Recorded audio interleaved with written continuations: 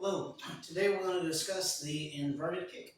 I was recently watching another YouTube martial artist stream and took a little bit of an interest in what they were training. Kind of want to know a bit more and asked them if there were any inverted kicks in their style. And they didn't know what I was talking about. And Kirby's like, yeah, that terminology is probably not much outside of the kenpo style I trained in. Um, so let's go over what an inverted kick is. So the word's pretty literal. Inverted means, to take a kick and invert it. So the most common, just the inverted kick as I know it, the full name would be the inverted wheel kick. If you look at a roundhouse, you point your knee inward.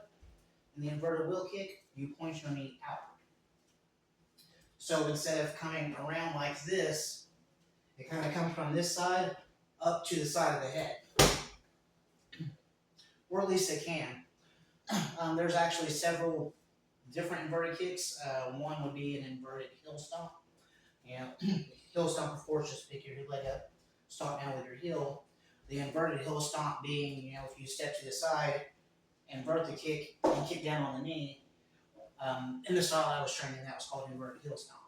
So I don't worry too much about terminology because it changes depending on the region, the style, the area. Even if you take Kung Fu, if you take Northern Kung Fu versus Southern Kung Fu, the terminology may be way different. I remember feeling really weird because I was trained, with the term Sifu for years and years and years. I had to go to a big event, and there was a large Chinese community there, and I say Sifu, and no one knows what I mean. I feel like I've just been doing things wrong the whole time. But they were from mainland China. They spoke Mandarin, not Cantonese, and Sifu was the Cantonese term. Shifu was the northern term. So when I explained it to them in English, they're like, oh, you mean Shifu? I'm like, oh, okay. I went back and I told my teacher, I was like, we've got this term wrong. We've been saying it wrong this whole time. And he's like, no.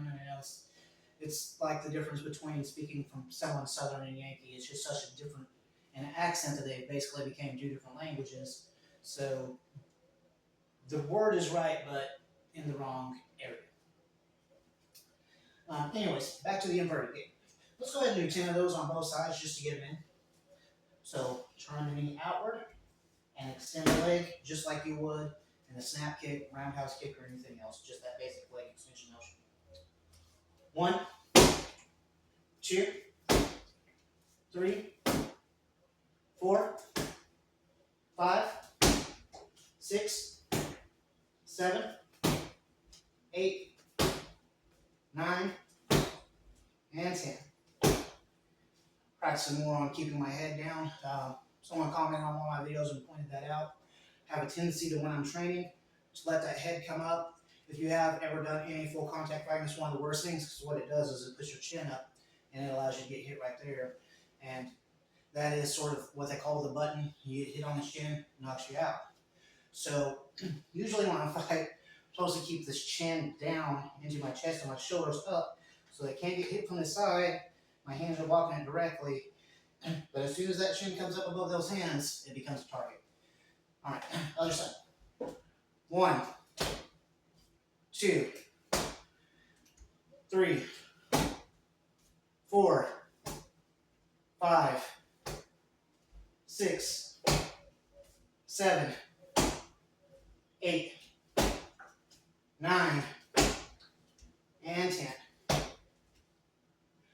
Okay, so that's how to use on someone in front of you.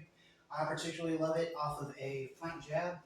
When someone throws that jab, I can kind of sneak that kick under almost like a snap kick. But if they think the kick's coming straight, they'll tend to block on that side. But with that knee sideways, it comes from the opposite side and they wind up blocking the wrong area. They get a lot of hits in that way. I also like it because you can bring that knee in really tight and kick almost in trapping range. I can still manage to get that kick off to the head.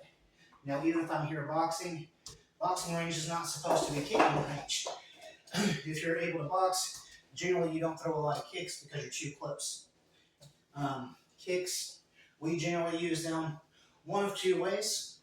One way is if we need to close the distance. We use that kick as a distraction to come into boxing range. The other way is to create distance. If we're in boxing and we need to get away from them, we might kick them off of us or do a kick away. This kick is one of those rarities where we're on the inside and we're staying on the inside with the kick. And even if they're right here beside you, to your side, you can turn that knee a little bit more and still get that kick up in there. So I like it because I can fight, make it look like they're about to hit me, catch the hand. As I'm catching the hand on the way through, throw the kick up. Good little technique. Another way to use it, I kind of learned in the first style I learned, which was my training is very mixed. I didn't have traditional lessons at first. I just kind of learned what I could from family. My dad took Kung Fu for a while. My cousins took a variety, and they'd all show up, show me what they could here and there. Didn't have anything official until I was probably 7 or 8, and even then, not much. I took some missionary classes for maybe a month and a half. I learned more from my friends than I did in that class, actually. But then I didn't start formal lessons until about 2001, so 23 years ago now. And my first style was Shotokan. Basic Shotokan karate after the Ishima, which we won't even count because what's a month of training. In Shotokan, they teach the forward stance, and you step up sort of in an arc, in a sliding motion. You kind of kick there. You can do that same motion for your inverted kick with Kung Fu using entangling. You kind of do that arch with that slight foot, kick that foot out of the way, especially if they're in the middle of a step. Bam, down your up it goes. So it also works as a little reverse sweep whenever you need to use it. For more history on my martial arts, for those that are interested, I started in Shotokan and trained almost pure Shotokan for a year, but in the school I went to, right after the Shotokan class was a kenpo class. But they didn't spar in Shotokan, and I love to spar. So I'd always stay late and spar with the kenpo guys. And after a while, the kenpo guys were like, well, you need to join our school instead of Shotokan. You fight with us all the time. I was like, okay. But I can't afford to take both. My teacher's like, it don't cost you any extra. Stay as long as you want. So I was like, oh, well, yeah. So from that day on, I started staying, and I took the Shotokan classes, the kenpo classes, the wushu classes, and then I went home. I wound up being 3 hours of training a day. And the kenpo I did for a while, but wushu got mixed in there because while I was taking Shotokan, we were waiting on one of our head instructors, CL Bergeron from the Shotokan side, to come down for a testing. But I had learned my material, had it down, and we were just waiting. And one of the guys that took the other styles got bored and said, hey, you already know your form. Let me show you this other form on the side while we're, it's probably going to be a month or two before this guy gets here and you're ready to test. It's like, okay. So he taught me the form Gong Gong Quinn, which is the first of the 5 forms out of the Jimbao Wushu system, made by James Gabriel, which is largely based on Hungar Kung Fu with a little bit of Northern Shaolin in it.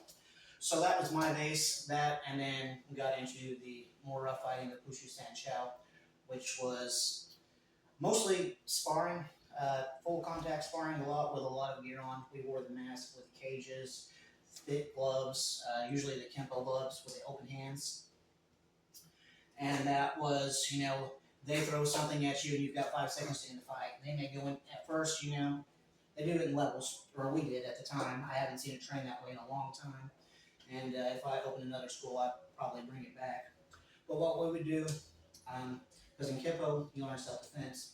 And Sanshao, Sanda, it's almost always taught with another art. It's taught with another style of Kung Fu or something. Sanda, Sanshao in itself is not really a style. It's sparring or fighting. So usually someone does Sanshao, they do Sanshao with a Taekwondo base or a Hungar base or something like that. You look at Kung Lee, who's a famous Sanshao fighter, had a strong base in Taekwondo and did a little bit of Kung Fu. But anyways, they would start with a simple self-defense, and your opponent would be non-resistant. They would just kind of go with the flow, and you would work out concepts and ideas. And then whenever you got a bit more advanced, they would resist more and throw more resistance in it. And then whenever you got more advanced, the two of you quit taking turns. Just whoever struck first was now the attacker, and the other person had to defend. Um, and then to really make a game out of it and put it in a street situation to make a full defense out of it, what we would do is play a game called Monkeys in the Barrel, where you would stand in the middle with your eyes closed and everyone would circle. While your eyes were closed, people could grab weapons and not grab weapons, whatever. And the only real rule was whatever they attack you with has to at least be defendable. So like they can't walk around you, they grab a gun, and as soon as you open your eyes, they blast you in the back of the head. There's no way you can defend off that. There is no defense to a sucker punch. I don't care what people tell you. There is no defense to a strike. You don't know it's even coming. So whenever they would go around, they would attack. It didn't have to be one at a time. Could have a weapon, could not have a weapon. But you'd open your eyes and a mass of people would just swarm you, and you would try to fight your way out. And 9 out of 10 times you'd wind up dying, of course, because that's reality. But even if you died, you would have to keep fighting, fight through the situation, kind of learn, what could you have done differently, what did you do wrong. And we worked it up to the street attacks that way. A lot of fun, really rough style. Wound up not having a whole lot of people do that because a lot of us were really gung-ho and liked the game a little too much, and there were quite a few injuries. So it's not really taught a whole lot anymore, and it's hard to teach safely, but it's a great game if you get into it. Anyways, let's go ahead and do 10 inverted kicks to the knee on both sides. I'm going to grab this because I don't have my base and it'll just spin around if I don't. And it's also good if, instead of dropping your hands or taking the risk, trap something or check. 1, 2, 3, 4, 5, 6, 7, 8, 9, 10. Other side. 1, 2, 3, 4. It doesn't matter if you're a southpaw or orthodox, you can do it either way. 5, 6. I'm right-handed, but I prefer to fight southpaw. What do you prefer? Let me know in the comments. 7, 8, 9, 10. Alright. Okay, let's do that same kick up to the mid-rib. 1, 2, 3, 4, 5, 6, 7, 8, 9, 10. Other side. 1, 2, 3, 4, 5, 6, 7, 8, 9, 10. Okay, one more thing I'd kind of like to discuss on that kick is if you've studied a whole lot of martial arts, you know there's a difference between a snapping kick and a thrusting kick. Snapping kicks tend to just snap out from the leg and come back, whereas thrust kicks tend to push through. So you can't really, hard to push through with this, right? It's easy to do snapping if you don't have much power. It's just a real quick kick. If you do want to get more power, the best trick I learned was from a guy that studied Korean Taekwondo. He'd always say, load your hips up first. If you wind your hip away from it and then torque your hip back, as they unfold, you seem to get so much more power. Same thing's true for a reverse crescent kick. Try it out. If you do your reverse crescent kicks and you feel like they're really weak, torque your hip a little bit and really throw it out. Makes a huge difference in power. I do feel like it sacrifices form just a little bit. But it's something to play with, see if you like it. Anyways, I made this video specifically today to discuss the inverted kick, to show what it is. Let's end off with one more. Just an example, because like I said, you can take someone, have them standing right beside you, and throw the kick. So to practice that kick high, which is also a good stretch, One of the ways I like to kick it is just hold my hand up, kick your own hand beside your head, just like you would a crescent kick, right? Except for you're not passing through, you're just touching it and coming back, I guess more like a slap kick. All right, let's do 10 of those. 1, 2, 3, 4. You know, think about it, it's very similar to a slap kick. 5, 6, 7, 8, 9, 10. Other side.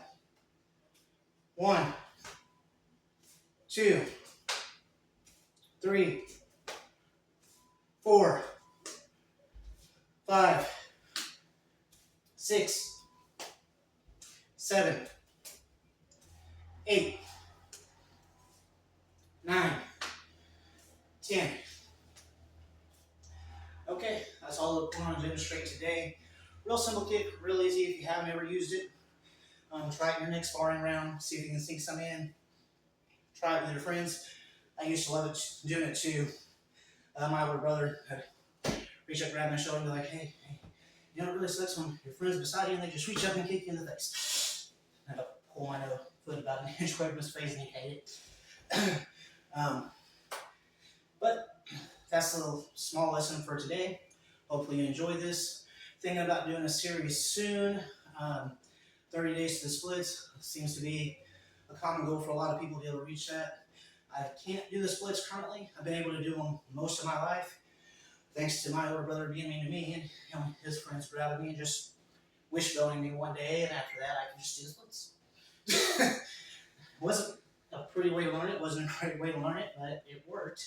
Luckily at that time I was only about 5 or 6 years old, so I was able to heal. If someone did that to me now that I'm about to turn 39, it probably wouldn't heal as nicely. I don't suggest doing it that way, but there is a science to stretching, and if you've been stretching for a long time and you find you're not gaining much flexibility, there's a book called The Science of Stretching that goes over dynamic stretching, static stretching, isometric stretching, relaxed stretching, and it's a really good book. It'll really help you. But what I can do is go through my method and try to get back to being able to do the splits myself and bring you guys along for the ride. So if you're interested in seeing that, let me know, comment, and I'll see you in the next video.